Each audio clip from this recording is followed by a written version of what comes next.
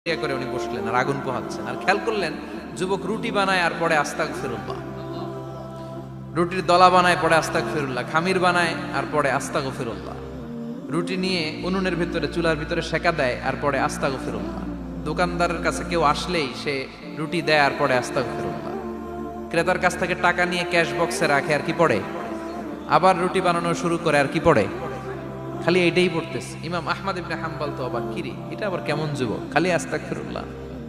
উনি প্রশ্ন করলেন, যুবক ঘটনা কি?